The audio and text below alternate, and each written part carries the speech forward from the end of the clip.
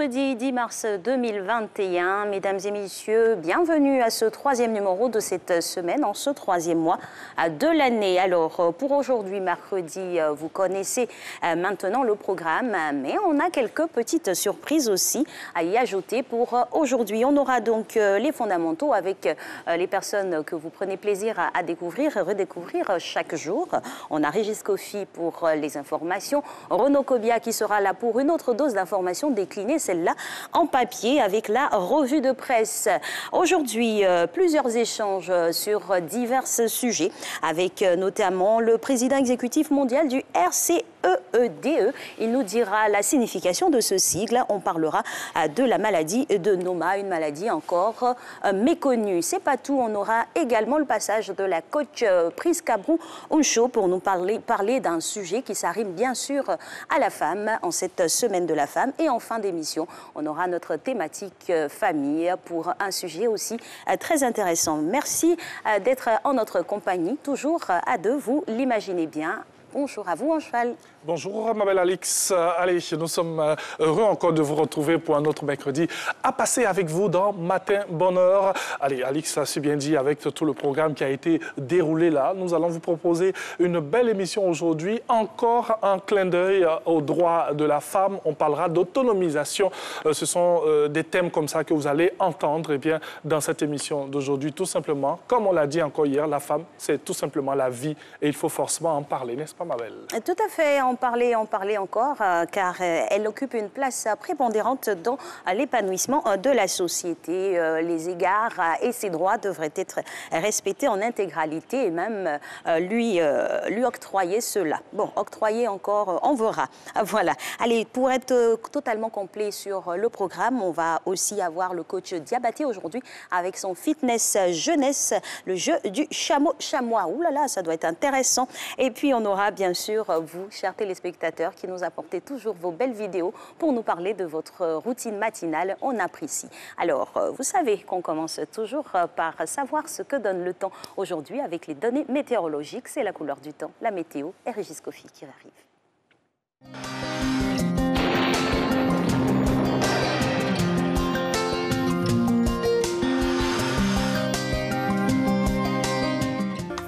Bonjour mesdames et messieurs, le début de matinée sera généralement nuageux sur l'ensemble du pays. Toutefois, des pluies pourraient être observées sur les régions du nord, du centre-ouest, de l'ouest et du sud avant de faire place à une alternance entre nuages et soleil. Le reste du pays restera partiellement nuageux. Au cours de cette matinée, les températures afficheront 26 degrés à Abidjan et à Adiaké, 24 à Bondoukou et Boaké, 25 degrés à Daloa et Dimbokro, 24 à Gagnoa, 23 à Korogo et Amman, 22 degrés à Odiné, 25 degrés pour San Pedro, Sassandra Tabou et Yemsokro. Un temps relativement ensoleillé sera présent sur l'ensemble du pays au cours de cet après-midi. Toutefois, des formations de nuages à caractère orageux s'observeront sur les zones du sud forestier, de l'ouest, de l'est et du nord-est en début ou au milieu de période. Ces situations pourraient y entraîner des pluies localisées en fin d'après-midi. Les régions du littoral seront intéressées en fin d'après-midi par des pluies par endroits. Ailleurs, le temps sera partiellement nuageux.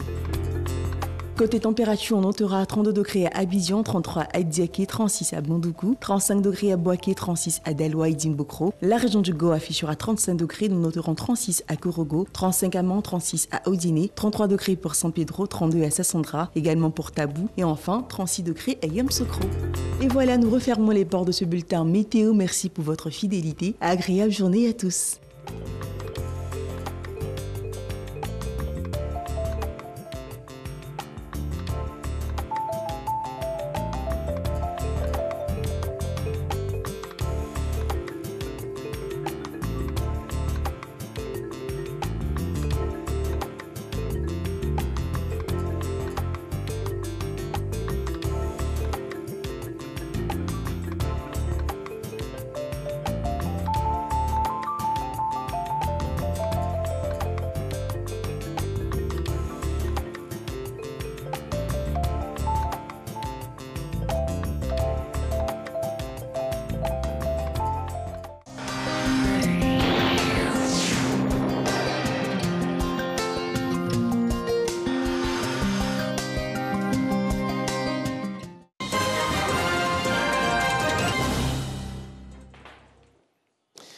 Bonjour à tous, bienvenue, merci d'être avec nous.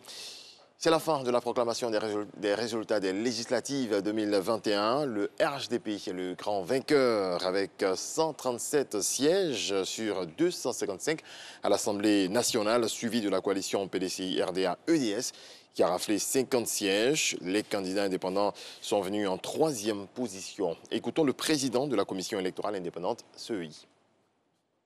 Le recensement général des votes donne les résultats suivants. Inscrits, 7 359 399. Votants, 2 788 022.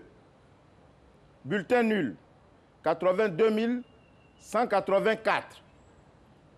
Bulletins blancs, 34 083. Suffrages exprimés, 2 705 838.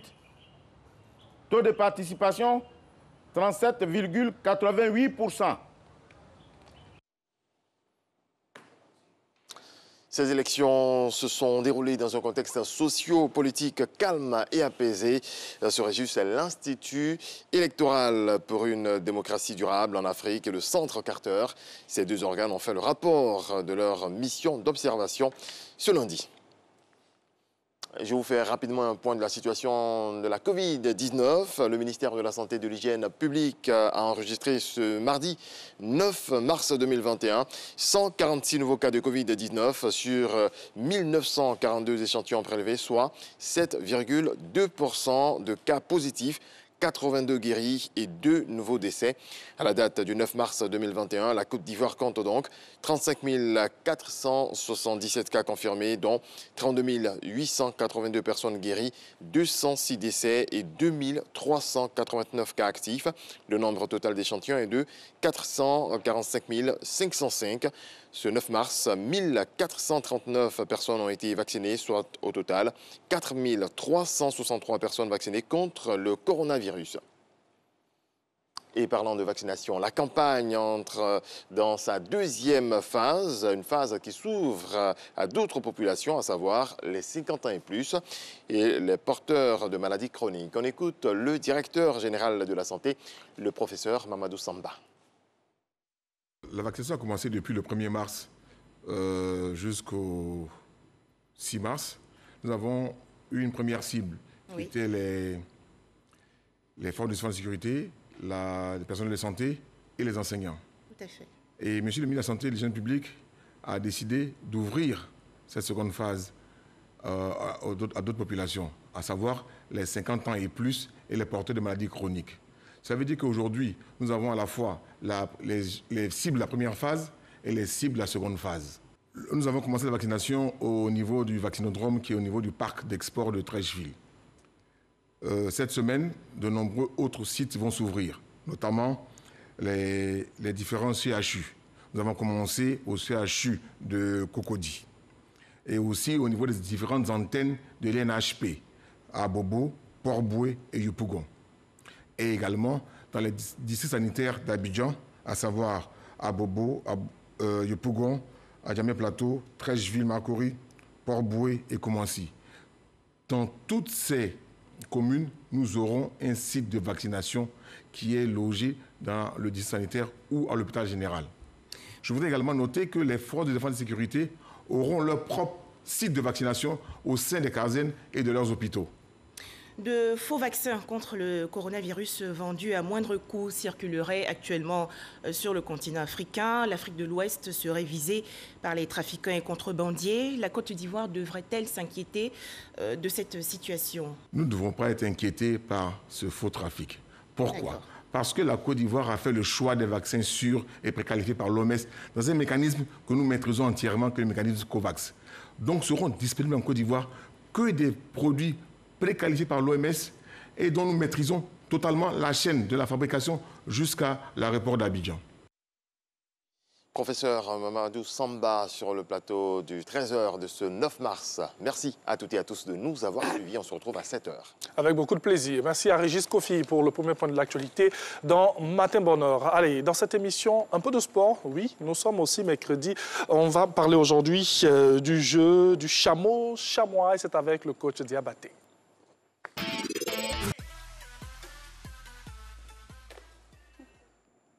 Merci infiniment au coach Diabaté ici avec cette belle petite séance. Le moins qu'on puisse dire, c'est qu'il a surkiffé avec les tout-petits. En tout cas, avec eux, c'est toujours une débauche d'énergie et de joie partagée, à l'instar de celui que vous allez aussi retrouver maintenant. Monsieur Renaud Kobia, c'est la revue de presse et on prend toujours un plaisir à être à votre compagnie.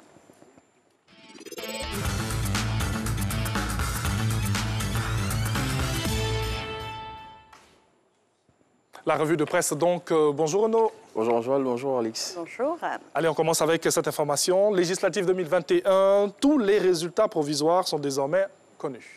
Bonjour à tous nos téléspectateurs. C'est ce que barre à sa une Fraternité Matin. La commission électorale indépendante a livré hier les résultats des 3 dernières circonscriptions électorales. Le quotidien pro-gouvernemental présente le tableau des sièges obtenus par chacun des participants à ce scrutin et souligne que suite au bon déroulement de la campagne des législatives, le Conseil national des droits de l'homme CNDH a adressé des félicitations au gouvernement et à la commission électorale indépendante. Législative toujours 2021, bien évidemment, après l'annonce des derniers résultats. Le contentieux est ouvert. Tout à fait. Et pour ce faire, les candidats qui ne sont pas d'accord avec les résultats disposent d'une période de 5 jours pour formuler leur recours. Selon le Nouveau Réveil qui livre l'information, dans un mois, le scrutin sera repris dans 3 circonscriptions électorales. Et toujours résultat provisoire des législatives 2021. Chez nous, en Côte d'Ivoire, le parti au pouvoir est la première force politique nationale. RHDP, le numéro 1, c'est ce que lance à sa une le Patriote pour marquer la victoire du Rassemblement des Oufouettistes pour la démocratie et la paix aux législatives du 6 mars. Chiffre à l'appui, le confrère présente les scores obtenus par les formations politiques, les indépendants et toutes les listes engagées dans les législatives. Pour le Patriote, à travers ce scrutin, la CEI a donné une grande leçon de démocratie et de transparence. Et ce sera l'information phare de cette revue de presse. Là, les législatives du 6 mars dernier, le matin rend hommage aux artisans de la victoire du RHDP.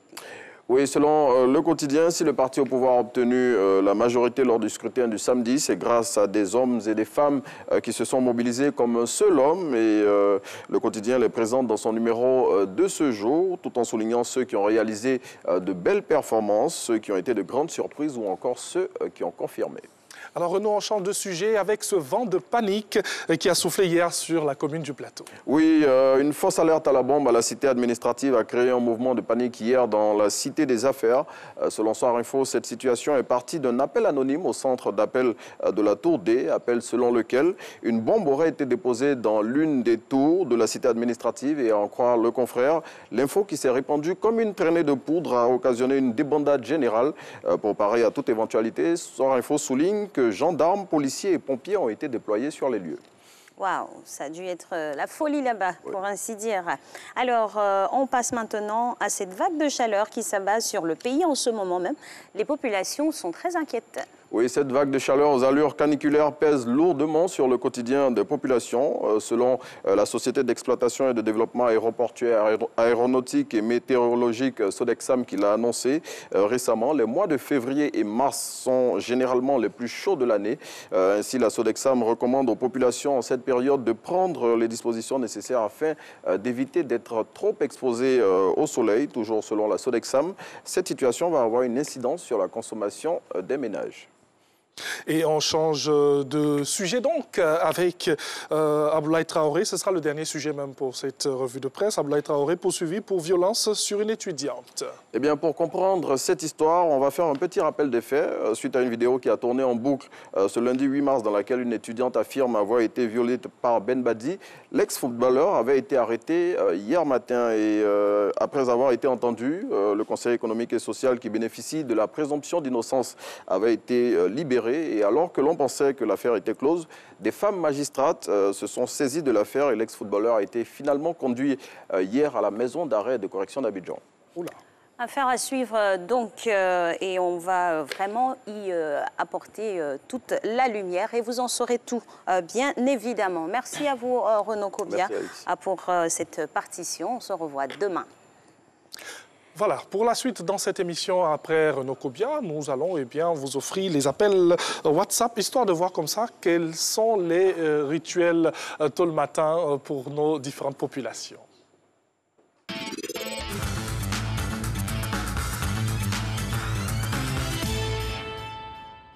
Bonjour Matin Bonheur, je suis Annick Ladji. Merci de me permettre de participer à cette émission. Alors moi, je me réveille tous les matins aux environs de 3h, 4h du matin. Je prie jusqu'à 5h, 5h30. Ensuite, je réveille mon fils pendant qu'il prend sa douche. Moi, je vais dans la cuisine, je prépare quelque chose, histoire de ne pas préparer le soir à la descente. Après, je me prépare aussi pour aller au travail et je sors de la maison à 7h, 7h10 par là. Voici comment débutent mes journées. Merci et bye. Et voilà, merci en tout cas à cette charmante téléspectatrice de nous avoir fait partager sa matinée ici dans cette émission. Alors nous, on va passer maintenant à un petit reportage qui va nous plonger dans un univers très spécial, celui de l'invention. Comment l'invention arrive à impacter notre quotidien? Regardez-le dans cet élément.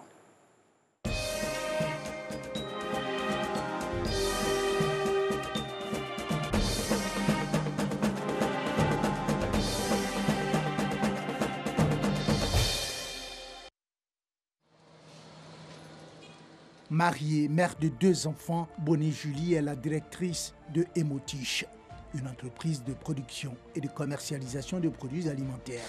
Elle a créé cette entreprise pour valoriser ses inventions, notamment le cacao nut, les amuse-bouches à partir de fèves de cacao. Quand les fèves arrivent, je les lave, je les ressèche et puis maintenant je les torréfie. Et donc après cela, je passe à décortiquer les fèves. On sépare la peau des fèves. Julie et ses collaboratrices fabriquent 4 produits de 6 parfums différents. Nous avons les nougats, que voici, les nougats de cacao. Nous avons les enrobés de fèves de cacao et puis l'infusion de cacao.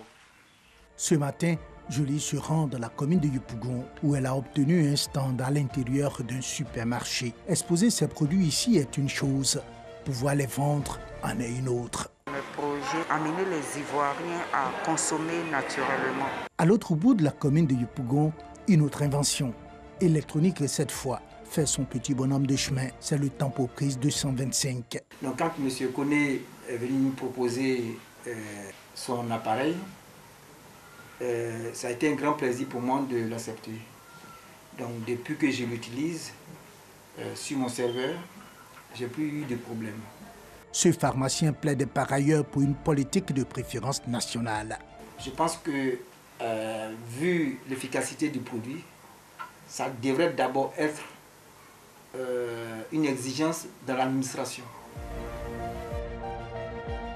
L'inventeur de Tempoprise 225 qualifie son invention de prise intelligente. Son rôle, c'est de faire en sorte que lorsqu'il y a une coupure de courant, quand le courant revient, il bloque. Il ralentit le courant pour que le courant n'aille pas directement sur la charge, sur vos appareils. Ce passionné d'électronique rêve de produire son invention en quantité industrielle. Industrialiser pour moi, c'est de faire en sorte que des idées ivoiriennes soient produites dans des usines, dans des unités de production, et ça lutte contre le chômage parce qu'une usine, ça demande du personnel, une administration, des jeunes Ivoiriens qui vont travailler. Quartier Kennedy, commune d'Abobo, Kwadio Maurice procède à la mise en bouteille du désinfectant de main appelé Biogel qu'il a inventé dans le cadre de la lutte contre la COVID-19. Lorsque on met sur les mains, il dure plus longtemps, plus que 4 heures du temps. Il n'est ni toxique, ni alcoolique. Pour lui, les difficultés d'accès au laboratoire sont de réels facteurs limitants. Unis au sein de la FEDINCI, Fédération des inventeurs et innovateurs du Côte d'Ivoire, les inventeurs multiplient les initiatives pour être visibles et avoir de la visibilité. Si on pouvait avoir un guichet unique pour voir déjà ce qui sort d'ici pour être mis sur le marché, pour contribuer au PIB du pays, parce que de par nos inventions et innovations, nous pouvons, on le sait, contribuer effectivement à la marche de ce pays. Bien qu'au pied de nombreux défis, le président de la FNDC rend hommage aux efforts de l'État en faveur du génie ivoirien. C'est un pays où la recherche a été encouragée. C'est un pays où l'obtention des brevets a été soutenue à travers même, ne serait-ce que l'Office ivoirien de la propriété intellectuelle. Reste maintenant à franchir le cap de la valorisation ou de l'exploitation des inventions pour le bien-être des inventeurs et l'industrialisation du pays, selon lui. Et nous pensons que la Côte d'Ivoire va se transformer rapidement lorsque nous allons avoir une oreille attentive du côté de l'État qui va mettre en place une structure institutionnelle qui va s'occuper de valorisation. Côté OIP, Office ivoirien de la propriété intellectuelle, on salue l'ingéniosité des inventeurs et des innovateurs ivoiriens et on les accompagne dans l'obtention de leurs brevets. Le directeur de l'OIP invite par ailleurs les inventeurs à se soucier de la protection de leurs inventions, sans négliger la question de la valorisation de celles-ci. Quel est le business plan qui est autour du brevet? Le brevet, c'est un élément de rentabilité d'une entreprise. Le brevet pour le brevet, c'est bien, mais le brevet pour l'exploitation, je répéterai ça à chaque fois que j'aurai l'occasion, c'est mieux. À l'Académie des sciences, des arts, des cultures d'Afrique et des diasporas africaines ASCAD, la conviction qu'un pays ne peut se développer qu'en s'appuyant sur le génie de son peuple est largement partagée. Il faut que ce soit des acteurs du développement. Alors s'ils sont ignorés, c'est évident que le pays est d'autant plus retardé. Chaque peuple a son génie. Alors il faut savoir détecter ce génie-là et puis lui proposer de faire avancer la société. Parce que le génie a toujours une solution aux problèmes qui se posent. La Côte d'Ivoire compte plus de 250 inventeurs, avec à la clé 20 brevets d'invention en moyenne l'année et environ 300 brevets d'invention dans les tiroirs, selon la FNDC. Pour de nombreux observateurs, c'est un filon que le pays devrait exploiter pour accélérer son industrialisation. Après ce bref regard sur toute la programmation qui est faite pour vous contenter, on va vous donner encore d'autres informations en ce jour où nous en sommes au 69e de l'année 2021. Alors, nous sommes aujourd'hui le mercredi 10 mars 2021 et nous célébrons toutes les personnes qui se prénomment Vivien. Eh oui, Vivien donc, belle fête à vous et puis excellente journée. Pour les prénoms, c'est la Guinée-Bissau qui va nous accueillir ce matin avec cette inspiration de nom de fille avec comment il est décliné ici, Arukaba, qui veut dire les dés sont jetés. Et voilà, Arukaba, les dés sont jetés pour le prénom de fille. Et le garçon, c'est Atepa, qui veut dire l'architecte. Voilà, nous quittons ce pays lusophone de l'Afrique de l'Ouest pour vous donner ce proverbe « Quiconque ira verra, eh bien, celui qui restera n'aura rien ». À méditer là-dessus tout au long de cette journée et on se permet un petit clin d'œil à Miss Boussou Rosine qui nous suit aussi en ce moment et merci à toutes les personnes qui nous suivent sur la chaîne qui rassemble. Un autre reportage, je te disais tout à l'heure à vous proposer sur RTI 1. Alix, aujourd'hui, nous allons parler d'un sujet très important, l'assainissement des toilettes. Tout à fait, et surtout encore en cette période de Covid-19 où nous devons toujours observer des mesures barrières et des mesures sanitaires de haut volt. Il faut toujours prendre le soin de vraiment assainir son environnement. Assainissement de l'hygiène dans les toilettes publiques. Voilà ce que donne cet élément. C'est parti. Si vous sortez faire des courses à Abidjan et qu'une pressante envie d'uriner ou de faire vos besoins vous saisit, pas de panique. Vous trouverez des toilettes publiques dans toutes les communes de la capitale. Seulement, l'hygiène n'y est pas toujours. Ce matin, nous retrouvons Amadou Yalekoué sur son lieu de travail, dans la commune de Cocody.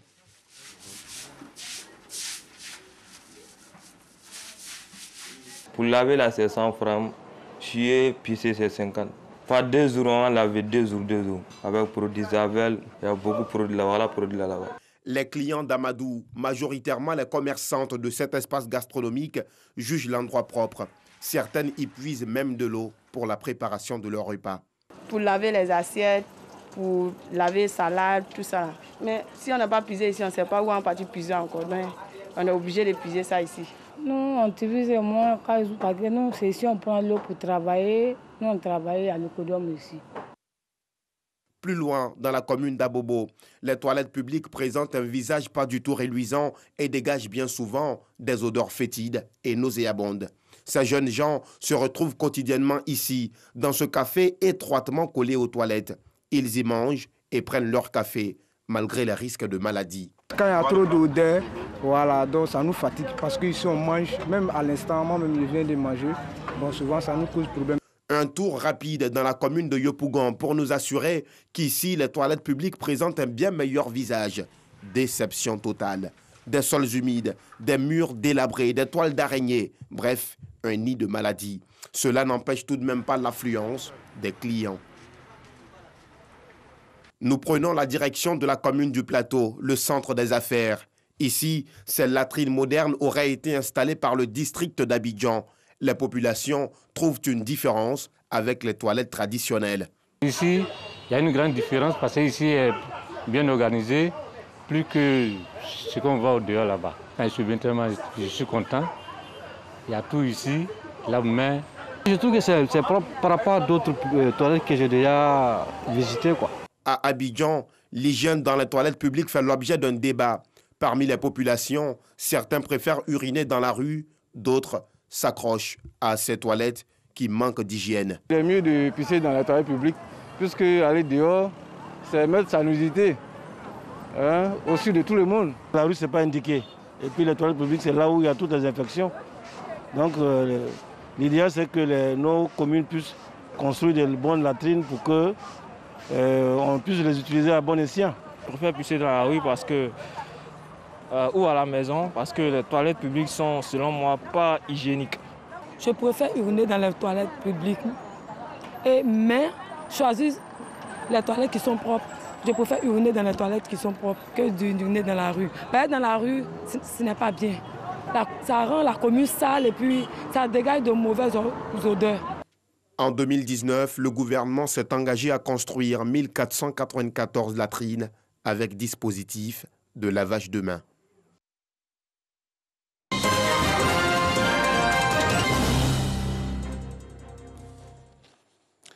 Bonjour à tous. En Ouganda, près de 2 mois après l'élection présidentielle, l'opposant Bobi Wine demande à la population de se mobiliser pour contester les résultats officiels du scrutin et la victoire du président sortant Yoweri Museveni après avoir retiré son recours devant la Cour suprême.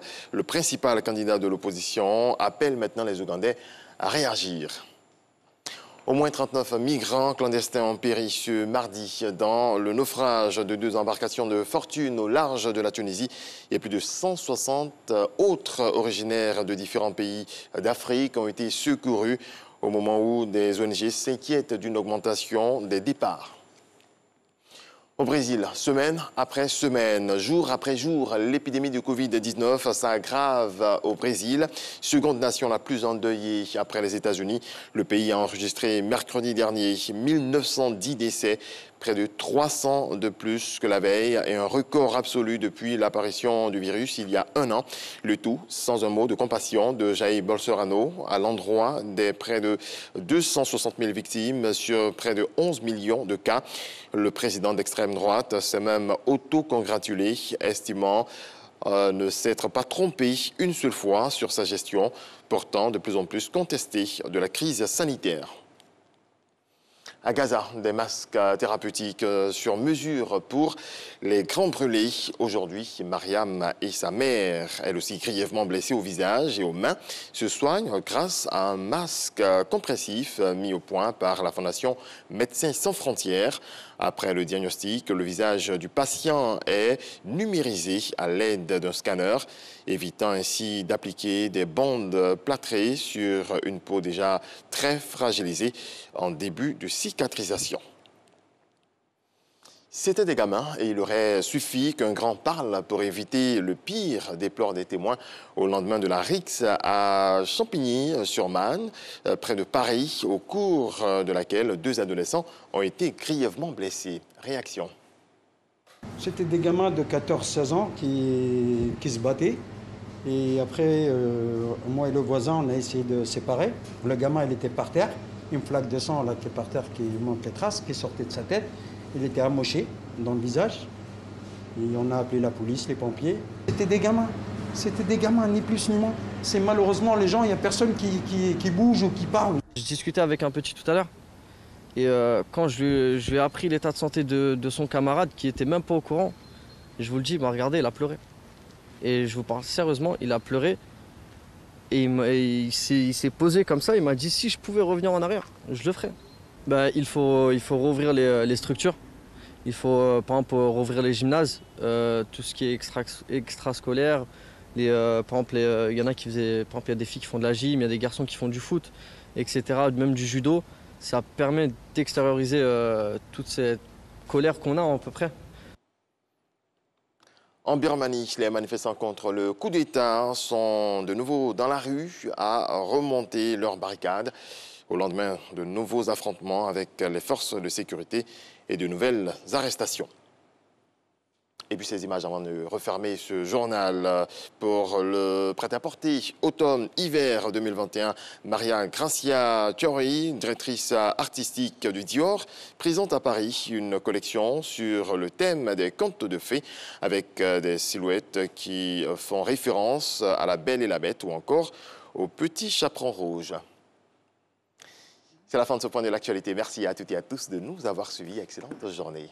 Et merci à Régis Kofi qui, avec son sourire, veut nous dire tout simplement que voilà, la journée est bien terminée maintenant. Merci beaucoup. Allez, la suite dans cette émission, deuxième temps fort aussi à vous proposer avec des échanges en compagnie de nos différents consultants. On va en recevoir une autre dame digne, valeureuse et dynamique pour parler de coaching. C'est la coach Priska Brou. Ce sera juste après ceci.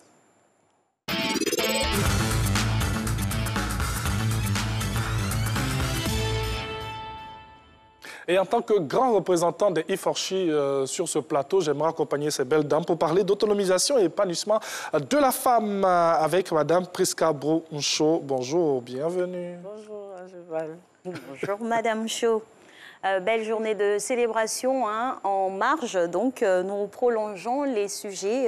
Parlons bien sûr de la femme aujourd'hui, autonomisation de la femme et épanouissement. C'est sûr que ces termes clés vont de pair parce que quand la femme est autonome, c'est sûr que l'épanouissement arrive facilement. Naturellement. Mais ça passe par un procédé qu'on va essayer d'aborder et d'entamer ici dans cette émission. Alors, Madame Cho, c'est quoi déjà une femme autonome?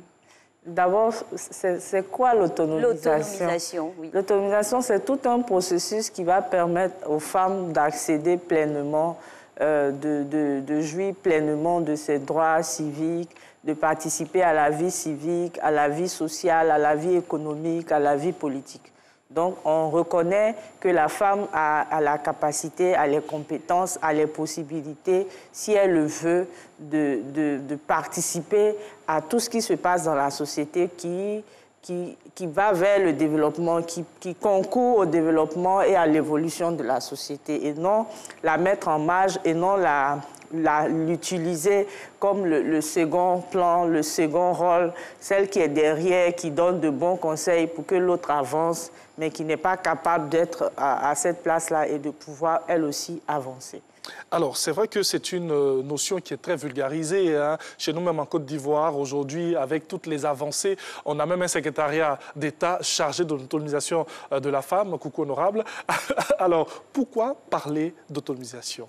On parle d'autonomisation parce que plusieurs études l'ont démontré que quand la femme est autonome, ça réduit le taux de pauvreté là où elle se trouve. Aujourd'hui, vous savez, quand on perd, par exemple, une maman en couche, une femme décède ou bien une maman n'est pas productive, c'est toute la famille, ça impacte toute la famille. Parce que même le papa ou l'homme qui est le garant, qui gère, n'a pas forcément tous les revenus qu'il faut, toutes les capacités, toutes les compétences qu'il faut pour gérer au mieux la maison et toute son travail ou bien la société, tout ce qui doit concourir à sa participation sociale.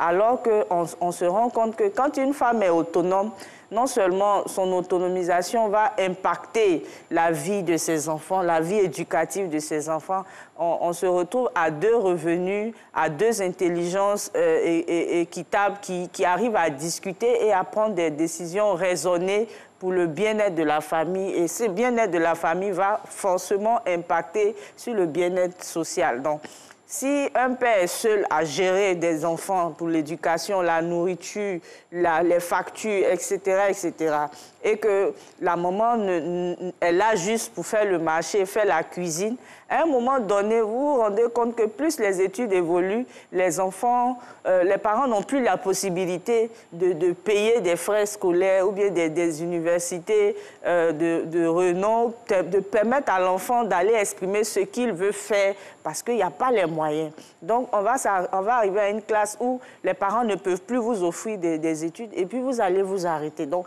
ce cycle-là ne va pas s'arrêter. Mais si la maman est autonome, elle va toujours compenser ce gap-là et permettre à ce que ces enfants-là puissent terminer l'école. Et une fois que ces enfants, on ne fera plus de discrimination pour dire, bon, on va choisir le garçon et la fille, elle va aller se marier. Donc, tout le monde va à l'école et forcément, une fille qui le papa et la maman ont éduqué pour finir des études, pour faire ce qu'elle avait voulu faire de sa vie. Quand elle arrive dans la vie active, non seulement elle peut participer à la vie sociale, à la vie civique, à la vie politique, à la vie économique, parce qu'elle en a les compétences. Voilà. En tout cas, avec ce que vous nous dites, c'est clair que le bien fondé de l'autonomisation des femmes n'est plus à prouver. C'est clair que ça devient même impératif et imposable. Alors aujourd'hui, à notre ère, c'est clair que l'homme évolue en fonction de son ère. On a eu une certaine manière de penser avant, de placer la femme dans des carcans. Mais aujourd'hui, quelle est la physionomie que devrait prendre l'autonomisation des femmes véritablement? Déjà peut-être, la dernière fois, on disait que tout part des préjugés, tout part de l'éducation.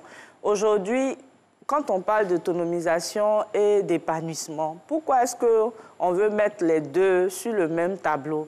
Aujourd'hui, il n'y a pas de femme qui n'aime pas le bien-être, qui n'aime pas paraître, qui n'aime pas être belle, qui n'aime pas être chic, qui n'aime pas avoir des revenus et faire ce qu'elle veut de ces revenus-là. Mais pour l'avoir, ne pensez pas que c'est quelqu'un qui va vous l'offrir. C'est à vous de vous battre pour atteindre ce niveau de bien-être-là que vous souhaitez avoir. Mais tout part d'où? Tout part du fait que depuis on est petit, on nous a fait comprendre que c'est l'homme qui doit s'occuper de nous. C'est l'homme qui doit nous entretenir. Donc tout bonnement, on s'assoit, on ne veut rien faire et on attend tout de l'autre. Mais il faut savoir que la main qui donne, c'est la main qui commande. Donc, si on passe le temps à vous donner, que vous avez la main en bas, c'est vrai, vous allez paraître, vous allez avoir tout ce qu'il vous faut, on vous donne tout, mais vous n'avez aucun pouvoir de décision parce que c'est l'autre qui va assurer son dictat parce que vous dépendez exclusivement de lui. Donc, vous pouvez avoir tout ce qu'il vous donne, mais vous ne pouvez pas l'utiliser comme vous voulez parce que c'est lui qui vous a donné. Le principe, c'est qu'il ne faut pas forcément attendre tout de l'homme. Il ne faut pas attendre, comme on t'a éduqué pour dire c'est l'homme qui doit s'occuper de toi. Ce n'est pas correct. Ce n'est pas correct. Donc, je disais avant-hier, si vous pensez que célébrer le 8 mars, c'est-à-dire lutter pour atteindre nos droits, si vous pensez que c'est un jour que vous devez célébrer, il faut vous rendre compte que le 8 mars, non seulement ce n'est pas une fête, ce n'est pas pour danser, ni porter un uniforme seulement, mais c'est pour réfléchir sur comment est-ce qu'on fait pour atteindre ce niveau d'autonomisation-là, pour atteindre ce niveau d'épanouissement qui nous permet de contribuer au développement du pays. Alors, quand on parle d'autonomisation, on parle d'épanouissement aussi. Il y a peut-être certains qui pensent à avoir beaucoup d'argent pour pouvoir mieux m'exprimer dans la société. Mais l'autonomisation, c'est plusieurs pendants. Bien sûr, l'autonomisation, c'est plusieurs pendants. J'ai parlé de la vie économique. Oui. Donc, l'autonomisation, aujourd'hui, une femme peut créer son entreprise et en être la responsable, et en être la gérante et coordonner des mains de maître. Pourtant, quand on voit les statistiques, on se rend compte que les chefs d'entreprise, il y a plus d'hommes que de femmes. Pourquoi les femmes ne s'investissent pas à aller vers ce niveau d'intervention économique?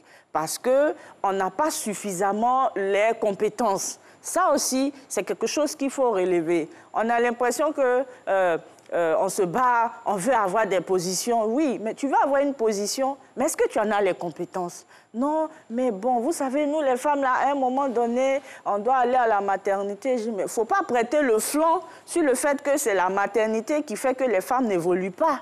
Une femme, elle peut faire 2, 3, 4 enfants et puis organiser son temps, sa carrière, de sorte que la maternité ne puisse pas impacter l'évolution de sa carrière. Et donc, c'est ça aussi qu'il faut intégrer. Ne pensons pas que parce qu'on doit s'occuper de la maison, on doit s'occuper des enfants, on ne doit pas aussi se capaciter, renforcer nos capacités, se rendre compétents pour les positions qui nous permettent de nous exprimer dans la société et non penser que l'autonomisation, c'est forcément gagner de l'argent. C'est cette capacité-là, c'est cette compétence-là à pouvoir participer activement à tous les aspects de la vie socio-économique et politique du pays et à être compétente. C'est-à-dire, quand il y a un débat d'idées, tu as la compétence, tu as les informations, tu as la connaissance pour pouvoir discuter devant des hommes, devant d'autres femmes et de dire les choses correctement sans t'emporter, sans te mettre dans des émotions, sans insulter. Parce que c'est tous ces aspects-là qui font que les gens nous mettent dans un carcan pour dire les femmes, partout où elles sont, c'est que des émotions, c'est ceci, c'est cela. Pourquoi? Parce qu'on se rend compte qu'on met les émotions en avant quand la compétence n'est pas là. Alors, avec ce que vous venez de nous faire comme analyse, bon, moi je pense que la volonté des femmes de bien faire aujourd'hui est vraiment là. Et donc, peut-être que c'est les conditions aussi qui ne sont pas forcément réunies. Hein. Aujourd'hui, la formation et surtout l'accès à la formation aux femmes n'est pas quelque chose de tacite, de normal. Donc, peut-être aussi que la société devrait revoir son fonctionnement pour pouvoir donner les mêmes chances aux femmes de s'exprimer et de s'affirmer. Moi, je pense que ce que vous dites est mitigé. C'est vrai qu'il y a des femmes qui n'ont pas vraiment l'opportunité d'accéder à la formation. Mais elles sont nombreuses. Hein? Elles sont nombreuses. Mais il y en a, c'est-à-dire même le peu qui ont accès à la formation n'y vont pas. Voilà, les peu qui ont accès à la formation ne se forment pas. C'est un cas de conscience. C'est un cas de conscience parce qu'on veut quelque chose, mais pour l'avoir, il y a quand même un sacrifice à faire pour l'avoir. Et les femmes qui n'ont pas accès à l'éducation, le premier problème à l'information, c'est ça. Aujourd'hui, avec les TIC, on peut se former en ligne sans se déplacer. On peut faire des certifications en ligne sans bouger de sa zone. Mais une femme qui n'a pas été à l'école, comment est-ce qu'on pourrait l'aider à utiliser les TIC? Aujourd'hui, il y a plusieurs applications qui permettent aux gens de parler leur langue avec l'application, d'interagir et de prendre des informations qui vont leur permettre de développer le business ou l'activité dans laquelle elle veut exceller, que ce soit la politique, que ce soit l'économie, que ce soit la vie civique, etc., etc. Donc, aujourd'hui, il y a toute une pléthore d'informations qui peuvent permettre aux femmes de sortir de leur pauvreté, de sortir de leur carcan. Mais qui donne cette information? Je pense qu'on est en train de le faire. Petit à petit, les choses vont évoluer. Il y a le clin d'œil aussi qu'on fait aux femmes rurales, parce que quand on parle, on nous voit seulement, nous qui avons eu l'opportunité d'aller à l'école, mais il y a aussi les femmes rurales vers qui il faut avoir aussi un regard. C'est à nous de retourner à chaque fois dans nos communautés et de sensibiliser nos mamans qui ont un savoir-faire extraordinaire. Elles utilisent le peu qu'elles ont dans les communautés pour sortir des choses, mais il faudrait les accompagner, les former à comprendre le principe de ce qu'elles font au quotidien, de systématiser ces choses-là. Aussi, pourquoi ne pas digitaliser et leur permettre de vendre comme aujourd'hui, on fait tout en ligne. En communauté, les mamans pourraient vendre en ligne. Donc, c'est toutes ces capacitations-là qu'on pourrait permettre à ces mamans, à nos sœurs qui sont au village, qui n'ont pas été à l'école, d'émerger et d'atteindre cette autonomisation. Déjà, merci pour ces solutions aussi que vous êtes en train de nous donner dans ces échanges-là. Et sans vouloir vous titiller, mesdames, eh bien, il y a d'autres, il y a des femmes qui sont encore à la traîne, et il y en a qui sont adeptes du gain facile, d'autres se cantonnent dans ce rôle magnifique d'épouse et de maman. Est-ce qu'on peut donner, est-ce qu'on peut donner à quelqu'un qui ne demande rien? On peut donner à quelqu'un qui ne demande rien. Ça, c'est comme on dit, c'est une organisation interne. Donc, vous êtes on dit souvent, les femmes qui travaillent, elles veulent toujours avoir quelque chose de leur mari. Ça, c'est une petite organisation interne. Mais le principe, c'est de ne pas être à la charge de quelqu'un. Ce n'est pas être... il ne faut pas être dans une position où vous dépendez de quelqu'un. Je l'ai dit, si vous dépendez de quelqu'un, comment est-ce que lui-même, il arrive à s'occuper de lui si tout ce que lui gagne, il doit reverser chez vous et que lui-même, il ne se retrouve pas? Ça va rompre l'harmonie à un certain moment. Ça va rompre l'harmonie à un certain moment. Mais si souvent vous avez des difficultés et puis vous pensez à qui peut vous apporter un appui. Et vous pensez à tout le monde sauf à la personne qui vit au plus proche de vous. Donc vous vous rendez compte que la personne ne vous sert pas à grand-chose. Donc forcément, ça va vous mettre dans un état second et les histoires vont commencer. Donc forcément, on peut donner à quelqu'un qui ne veut pas, mais cette personne qui a déjà assez peut donner aussi à la personne en face d'elle. Alors, voilà. C'est clair que le clivage entre les différents courants de pensée, quant à la prise de conscience même des femmes, de savoir leur rôle et leur place, est sujet à beaucoup d'échanges. Aujourd'hui, on parle d'autonomisation de la femme et de son épanouissement. J'aimerais qu'on puisse regarder dans le prisme de la volonté, de celles qui ont la volonté de vouloir faire quelque chose, sans pour autant laisser à la traîne celles qui ne veulent rien faire, parce qu'il faudrait porter tout le monde, hein, en parlant de sororité, il faudrait porter tout le monde. On a parlé de milieu rural et de milieu urbain. Quelle est la déclinaison de l'autonomisation sur les deux pans? Bon, déjà, il faut savoir qu'on est dans deux environnements. Deux paradigmes carrément différents. Ouais. Mais c'est le même but qu'on recherche. Vous savez, en communauté, moi j'ai géré des projets communautaires. Vous arrivez en communauté, vous voulez avoir une discussion sur un problème de la communauté. Les femmes n'ont pas le droit de parler là où les hommes sont assis. Donc, même quand vous arrivez dans une communauté où le chef est vraiment un intellectuel qui est revenu après pour être un chef, qui laisse un peu cette parité-là, les femmes ne parleront jamais devant tout le monde. Donc, elles vont vous faire de grands signes pour que ce qu'elles ont envie de dire, ça se fasse en aparté. Donc, déjà en communauté, il y a une stratification qui est faite de sorte que la femme n'a pas sa place publiquement. Elle ne peut pas participer à la vie sociale du village. Elle peut donner des conseils en privé, d'où l'expression « la nuit porte conseil ». Bon, quand moi j'étais petite, je pensais que c'était vraiment quelque chose de spirituel. C'est après que j'ai compris que c'est la femme dans l'oreille. Que c'est la femme qui parle la nuit pour donner les conseils. Mais ce qu'elle dit dans l'ombre là, pourquoi elle ne peut pas venir dire ça publiquement? Donc si ce qu'elle dit est logique, elle peut parler sous la palabre. Donc là-bas, c'est ça le problème. Et donc, on doit faire un plaidoyer avec les leaders communautaires, les leaders religieux, les chefs traditionnels, que la femme est intelligente, elle a des capacités. Et donc, quand il y a les discussions du village, elle peut donner son point de vue. Et elle a le droit de participer à cela. Maintenant, quand on arrive chez nous, en milieu urbain, ici, on a quand même cette facilité-là de pouvoir s'exprimer en réunion, de pouvoir s'exprimer quand nous sommes en public et tout ça. Ce qui fait que très souvent les femmes se mettent en retrait. Il y a quand même un manque de confiance en soi qui fait qu'elles se disent « mais qu'est-ce que je vais dire là, c'est logique ». Et ça fait que... Qu'est-ce qui crée le manque de confiance par rapport à l'auditoire constitué de différents genres? C'est le même principe communautaire là, mais de façon voilée. En milieu urbain. C'est la pesanteur. C'est la pesanteur. Donc, on dit que la femme, naturellement, doit être soumise à l'homme. Donc, une femme, quand elle est en réunion avec d'autres hommes, elle se dit que son idée, là, même si c'est une idée intelligente, elle n'a pas envie de se battre pour faire émerger cette idée-là, pour que ce soit cette idée-là qui prime et que les instructions puissent suivre. Alors, elle préfère garder, bon, les hommes n'ont qu'à parler. Souvent, on fait des groupes de discussions, tu donnes la chefferie à la femme, elle dit non, c'est bon, ils n'ont qu'à prendre, c'est bon, ils n'ont qu'à faire. Non, moi, je suis à côté, je vais suivre. Je dis non, c'est toi qui vas faire.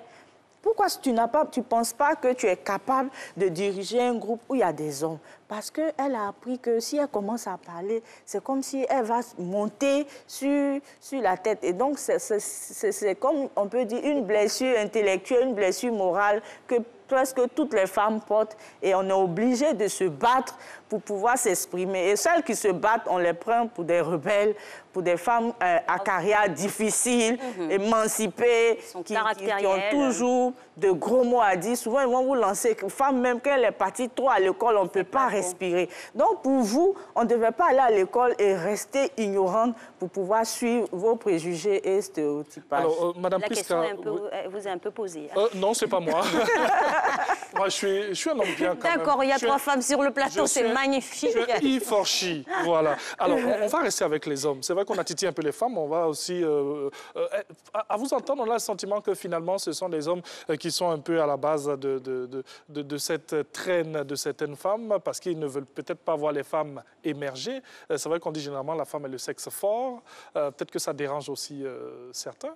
C'est encore mitigé, c'est-à-dire il y a une partie où des hommes sont vraiment opposés au fait que les femmes puissent se mettre à leur niveau et parler et prendre la position qu'eux, ils prennent.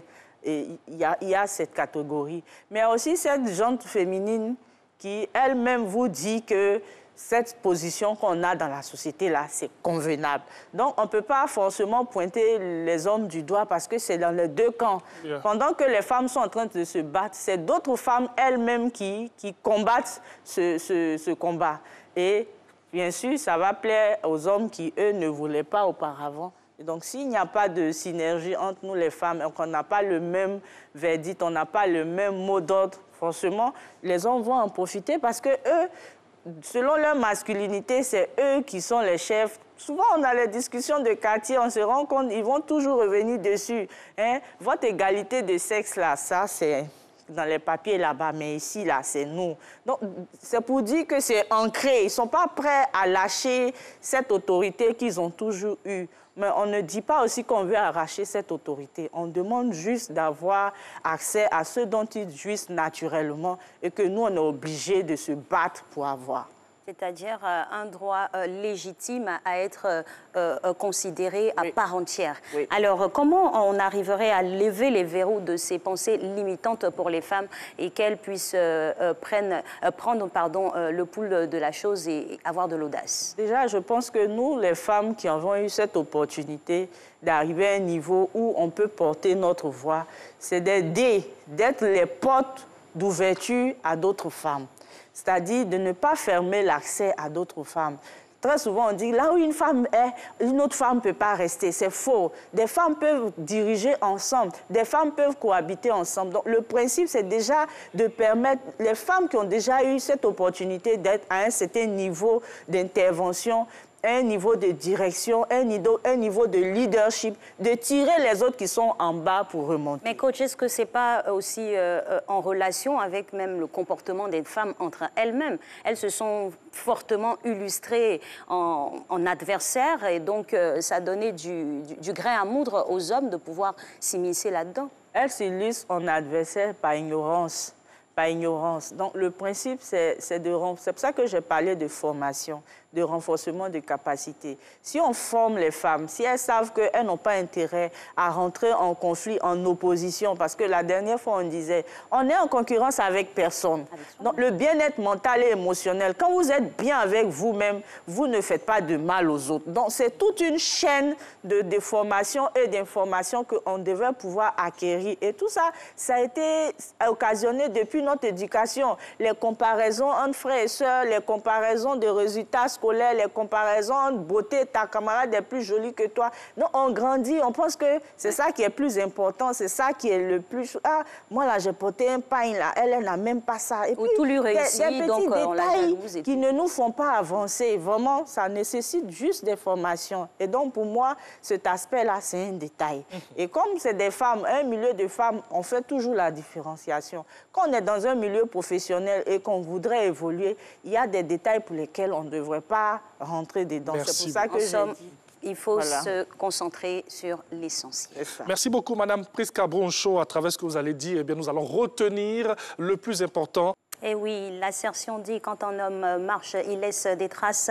Elle a plus qu'illustré cette vérité au travers de son œuvre qu'elle a marquée du sceau de l'abnégation, du dynamisme, du courage, du travail bien fait et de la volonté d'aller toujours de l'avant. C'est une grande douleur, une grosse perte pour tout le pays, mais elle a pu laisser en tout cas un héritage intemporel qui servira pour la postérité et nous voulons ici souhaiter, sinon présenter des condoléances à sa famille biologique et à toute la Côte d'Ivoire parce qu'elle appartient à ce beau pays-là en entier. Bien sûr, et à travers cet hommage, eh bien, saluer tous les membres de la FENACOVICI et saluer aussi toutes ces létagona qui nous permettent comme ça d'avoir eh bien, de quoi pour nous nourrir et bien sûr nos différents marchés. La suite dans cette émission avec les langues maternelles, nous en parlons maintenant avec notre invité.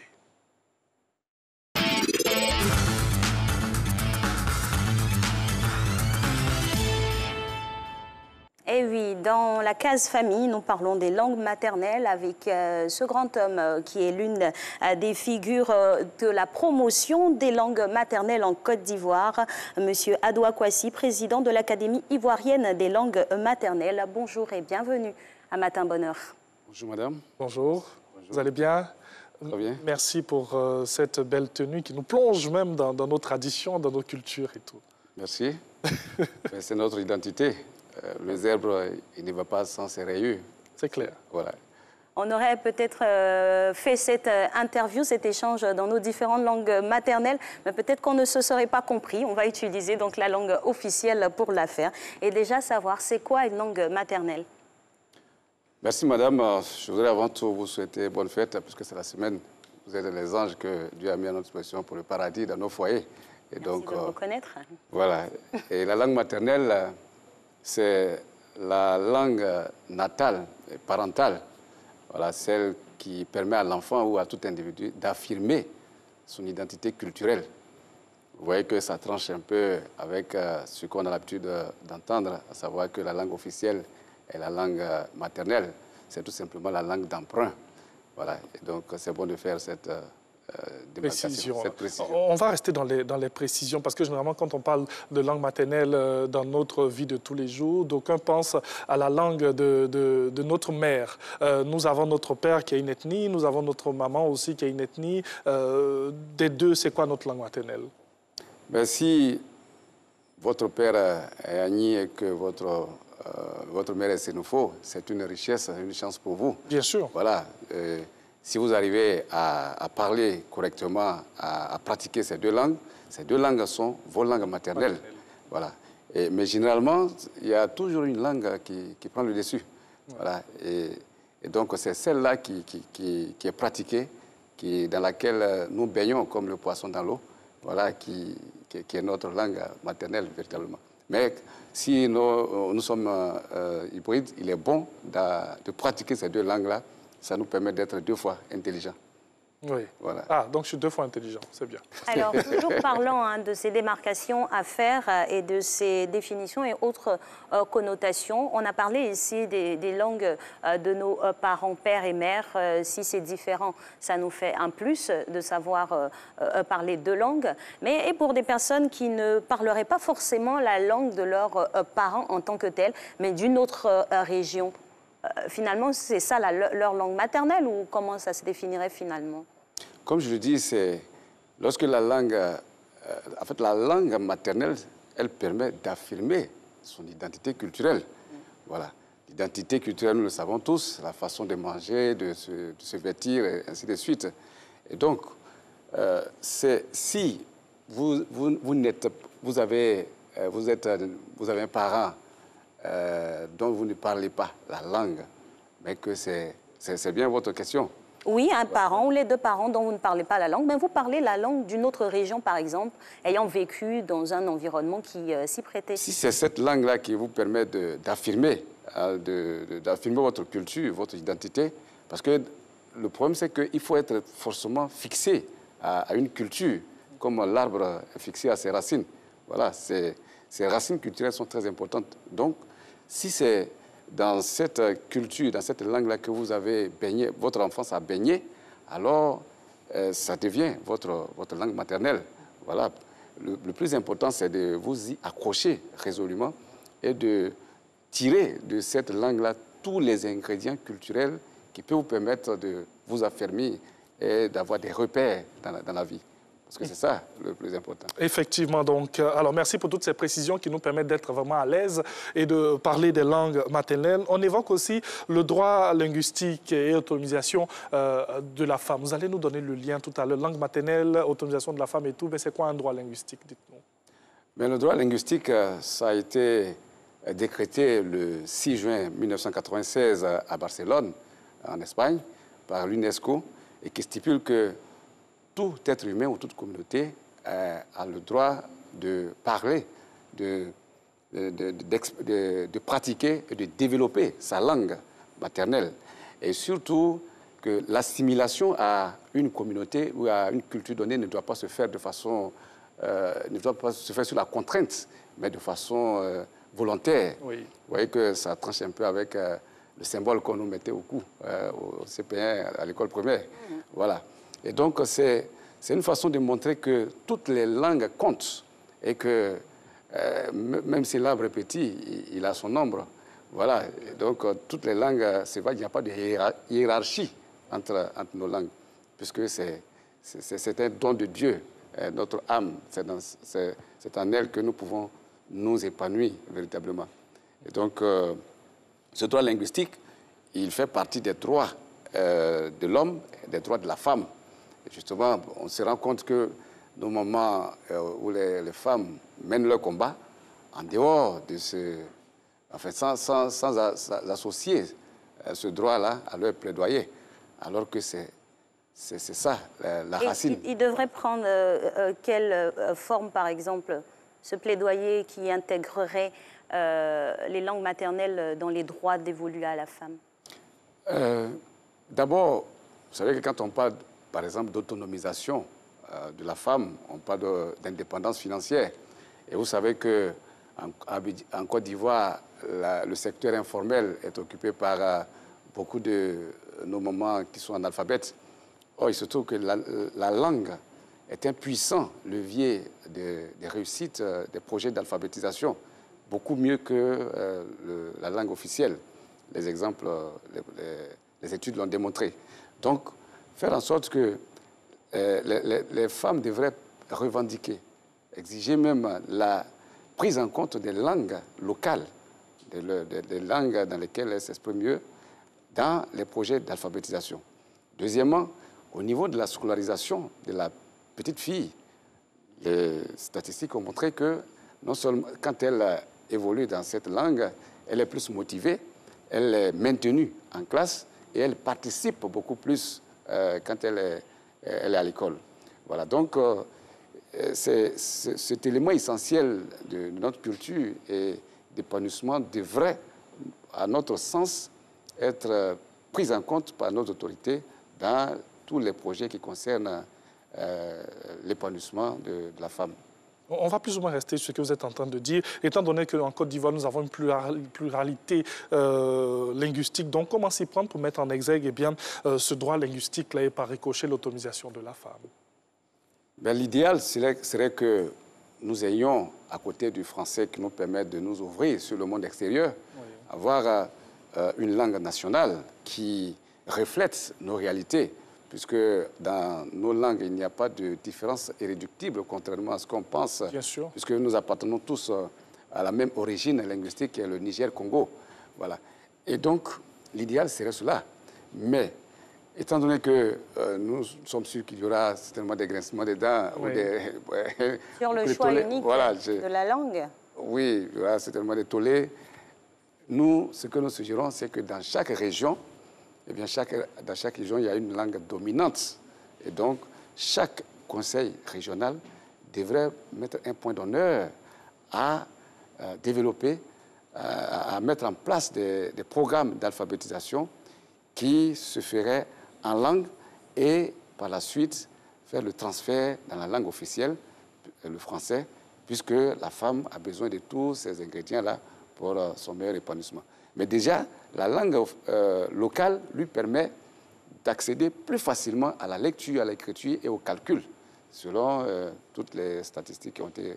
Est-ce que vous ne pensez pas qu'avec la proposition que vous faites d'avoir des langues dominantes pour chaque compartiment ou voilà, une division du pays, c'est pas un peu claniser l'évolution et le partage entre les individus?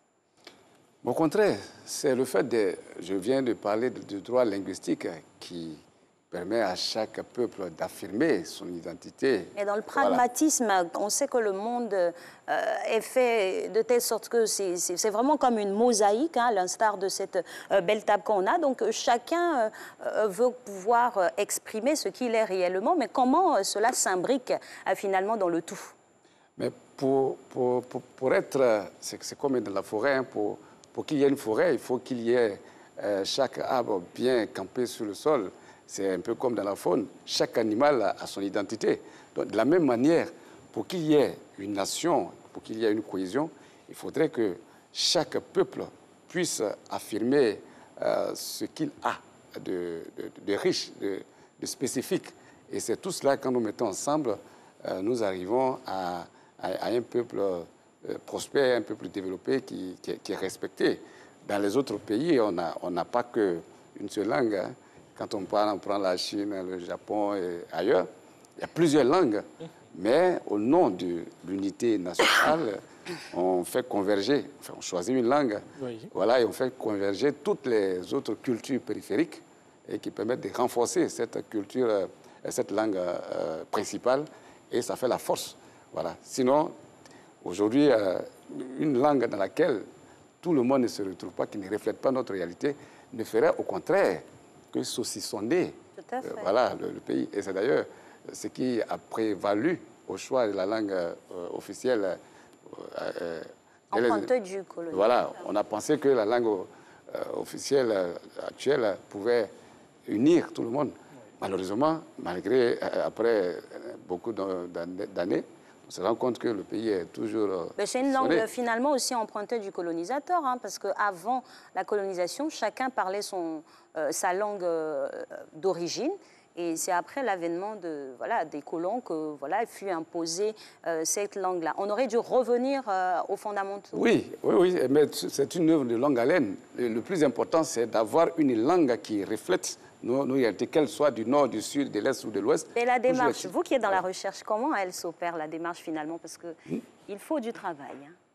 Oui, comme je l'ai dit tout à l'heure, c'est une œuvre de longue haleine, mais il y a déjà dans chaque aire linguistique une langue dominante. On peut déjà commencer par là. Au niveau du Kwa, nous avons le Baoulé, du Gour, nous avons le Sénoufo, des Kou, nous avons le Bété. Et donc, on peut déjà commencer avec ces 4 aires linguistiques comme ça se fait en Suisse. Et puis, progressivement, on pourrait parvenir à une autre étape. L'idéal, le plus important, c'est que dans un premier temps déjà, on ait un instrument de communication. Parce qu'aujourd'hui, je ne vous apprends rien. Avec la langue officielle, nous avons près de 70% d'analphabètes. Oui. Et donc, ça veut dire qu'il y a près de 70%, avec 60% des femmes qui sont coupées voilà, de la participation effective à la vie économique. Et donc, tous les messages, tous les programmes du gouvernement ne sont pas effectivement pris en compte, assimilés par cette partie de la population. Alors, dites-nous, quelle est la place de la langue maternelle dans notre société aujourd'hui, quand on sait qu'avec l'ère de la mondialisation et tout, on est tous tournés vers les langues étrangères et qui deviennent des langues d'affaires et tout. Quelle est la place des langues maternelles chez nous en Côte d'Ivoire? La langue maternelle, d'abord, elle nous donne une identité propre. Tous les pays que nous envions reposent tirent leur force de leur identité. Voilà, cette identité, je le disais tantôt, c'est la façon de se vêtir, de s'habiller, de manger. Voilà. Et donc, si vous n'avez pas de langue, il va sans dire que vous allez être acculturé, vous allez perdre votre autonomie culturelle.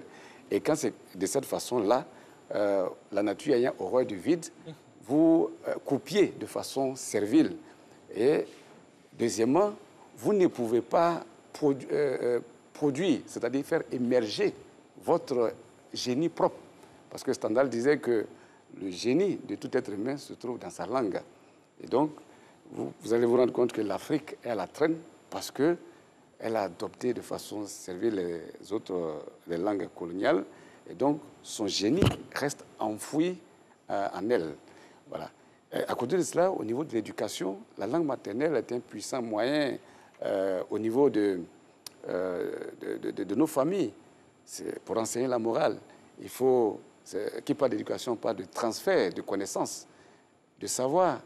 Or, sans la langue qui est le véhicule, le transport de ces connaissances, sans elle, vous ne pouvez pas donner une éducation digne de ce nom. C'est pourquoi, aujourd'hui, le comportement de la jeunesse est décrié, parce que ce que nous avons en propre, nous l'avons délaissé. Et donc, la jeunesse est obligée de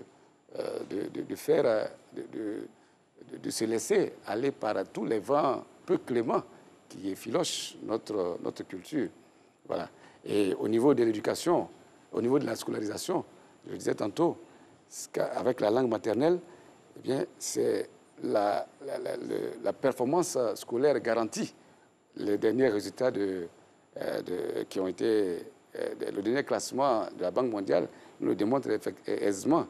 Tous les pays qui ont eu un rang honorable sont ces pays-là qui utilisent leur propre langue. Et vous allez nous expliquer comment nous pouvons nous approprier cette méthode pour pouvoir avoir un rang beaucoup plus reluisant. On va marquer cette petite pause-là, juste pour pouvoir vous entendre, chers téléspectateurs, à des femmes notamment de notre pays qui s'expriment dans leur langue maternelle. Voilà ce qu'elles nous disent.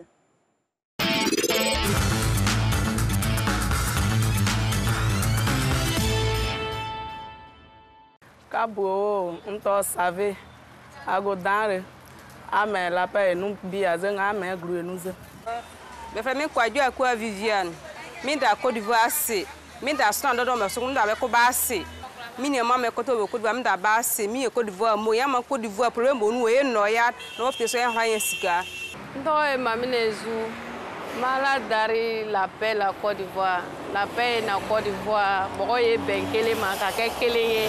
Anye do da kelen ka bo da kelen an bɛɛ b'a ladari la la ala ka hɛrɛ di bɛɛ ma Côte d'Ivoire kɔnɔ benyamɛn ye sita sogo selimɛn sita fota mana foluru na cangɔn na je choloba mi woro mi yɛri kɔ de mi ɲɛ fu ɲinge ca Côte d'Ivoire mon ni Stéphanie Marie Georgia quand nous en commandé tout ce grinement abuko gin atay tuwi mo vonono de mo se vonono de atay tuwi gba atay tuwi paye mo ya en Côte d'Ivoire gi paye me ya pays di gba abuko gin atay tuwi tout ce grinement vraiment gaya c'est Côte d'Ivoire oui Amon pa Kwame Onipo Angelinda Christelle. La goros wayen duni. Se ogba akaka wa mali. Ayen keke akawa ma mali. Opa yingu. Ben Flamine Bokangi Saint Yvette. En tout cas, ikinekele asplong ojoy sanu. Mo jo floro keda ngabo fuato blensa. Na ma mam benya be passe son sou. Be maeli kediwa. Ikinekele la pebo blasie ngasua. An ge blawa. Voilà, merci pour tous ces mots dans les langues. Et comme on dit chez moi, dans le centre-ouest, Ayawoulimoza. Merci pour tout ce que vous venez de nous dire. Alors on reste dans les langues. Vous voyez, c'est surtout les femmes. Elles comprennent plus les langues même que les hommes, même si on sait qu'il y en a qui parlent aussi, comme moi, bien sûr. Oui, d'où le terme langue maternelle, puisque l'éducation est transmise par la maman. Voilà, c'est pour ça que elles sont choyées, elles sont protégées. Elles pensent qu'on les met à l'écart. Mais non, c'est parce qu'elles sont tellement importantes que nous les protégeons. Voilà. Et donc... Effectivement, très important. Et au regard de l'élément qu'on vient de voir, c'est clair que cela vous a fait plaisir et ça vous démontre que l'espoir est encore permis. Nos langues ne sont pas finalement en déperdition. Il y a encore des personnes qui les pratiquent. En même temps, il y a l'expansion aussi de la vie qui fait qu'on est confronté à d'autres réalités.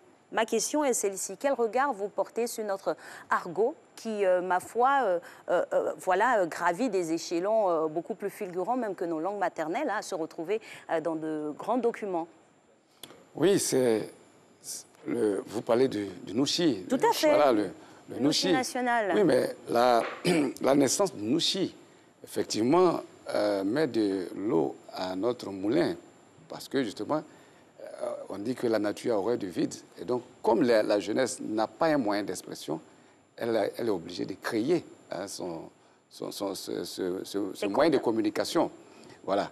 Mais le problème qui se pose, c'est que en même temps qu'on fait les éloges de cette langue, on ne veut pas l'avoir au niveau scolaire. On ne veut pas entendre...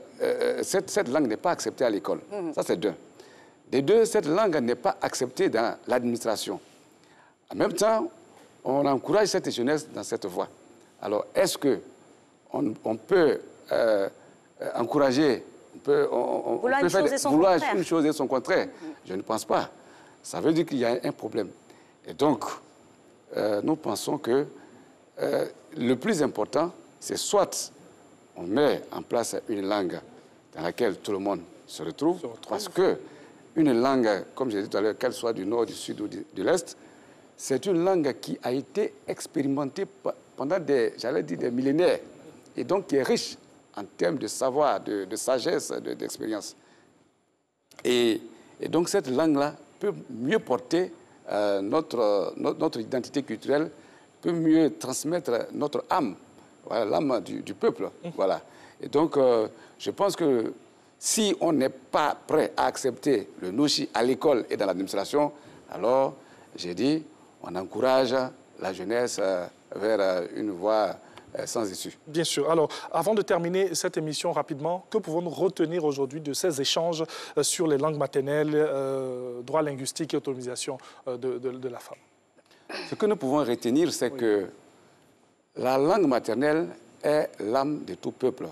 C'est un don que la nature a mis à la disposition de tout peuple pour son développement.